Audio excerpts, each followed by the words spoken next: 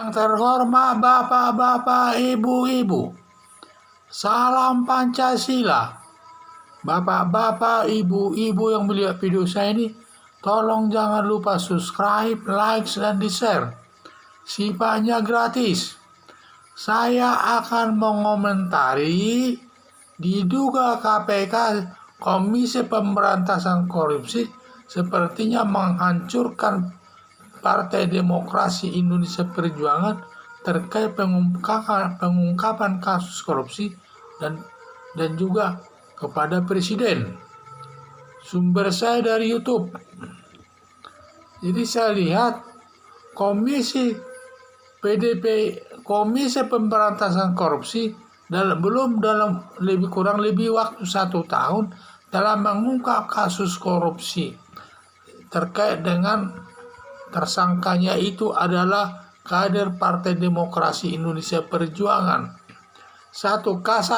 Kasus Hasan Masiku, kader Partai Demokrat Indonesia Perjuangan, yang memberi uang kepada Komisi Pemilihan Umum sebesar 800 juta rupiah untuk dia dapat duduk di DPR, tetapi dia sampai sekarang belum tertangkap. 2.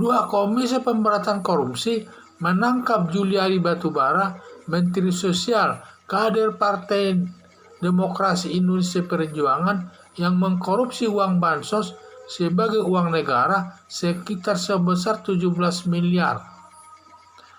3. Baru-baru ini menangkap Gubernur Sulawesi Selatan yang jauh kerjanya di seberang laut, ditangkap KPK karena dia menerima uang korupsi dari kontraktor sebesar 2 miliar, dan ini kader Partai Demokrasi Indonesia Perjuangan juga ini. Ketiga tersangka tersebut adalah kader Partai Demokrasi Indonesia Perjuangan dari ketiga kasus korupsi, di mana nilai uang yang dikorupsi relatif kecil dan satu jauh letak kerjanya di seberang laut dapat segera ditangkap. Tetapi kasus di depan mata dan nilainya cukup besar tidak diungkap Komisi Pemberantasan Korupsi, seperti kasus Anies Baswedan, Gubernur DKI. Ya, di mana kasusnya antara lain: 1. Di mana letak kantor KPU satu kota di Jakarta, antara KPK dengan DKI kan satu kota ini. Jadi letaknya dekat. Nilai korupsi di DKI cukup besar, yaitu dana pengendalian virus corona sebesar 10 triliun yang tidak jelas penggunaannya, kemana dilakukan uang tersebut terkait dengan virus corona tersebut. Samping itu juga dalam proyek Formula E, di mana akan dilakukan balap Formula E di Monas, di mana dananya 1 triliun dananya tersebut, di mana 650 miliar sudah diberikan kepada panitia balap, tetapi sampai sekarang uangnya tidak dikembalikan, padahal perlombaan tersebut tidak ada pelaksanaannya, sehingga uang 650 miliar begitu saja terbuang tanpa ada diusut daripada KPK tersebut. Rencana anggaran lem Aibon 80 miliar dan rencana pembelian ballpoint sebesar 120 miliar, dan satu pun kasus ini tidak ada yang ditangani Komisi Pemberantasan Korupsi. Dan saya lihat sepertinya sudah banyak protes masyarakat kepada Anies Baswedan tersebut, baik di atas 3 kasus tersebut, termasuk juga masalah banjir. Tidak ada, padahal protes masyarakat sudah begitu banyak, tetapi tidak mendapat perhatian Komisi Pemberantasan Korupsi. Seperti tidak mau mengungkapnya. Apa alasannya kurang jelas juga.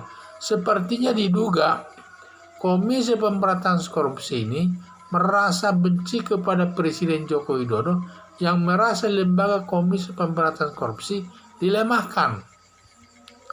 Komisi Pemberantasan Korupsi yang disasar di lapangan ingin menangkap kader Partai Demokrasi Indonesia Perjuangan dengan tujuan akhir menjatuhkan Presiden Joko Widodo, karena yang mengusung Joko Widodo menjadi presiden adalah Partai Demokrasi Indonesia Perjuangan. Sehingga sasaran akhirnya ini adalah saya lihat Presiden Joko Widodo. Ada dugaan KPK diskriminatif menangani perkara korupsi. Harapan saya agar Komisi Pemberantasan Korupsi ini dalam menangani perkara korupsi berlandaskan asas equality before the law atau persamaan hak di depan hukum. Sehingga saya lihat masalah ini seperti arahnya untuk menghabisi daripada orang-orang kader Partai Demokrat yang ada di pemerintahan. Mungkin tujuan akhirnya adalah menjatuhkan Presiden Joko Widodo. Karena Presiden Joko Widodo ini merasa mereka lembaga KPK ini dilemahkan oleh Presiden Joko Widodo dengan diberlakukannya undang-undang korupsi yang baru, Undang-Undang Korupsi Nomor 19 tahun 2019 tersebut. Sepertinya Komisi Pemberantasan Korupsi merasa dilemahkan sehingga tidak senang melihat Presiden. Sekian dan terima kasih.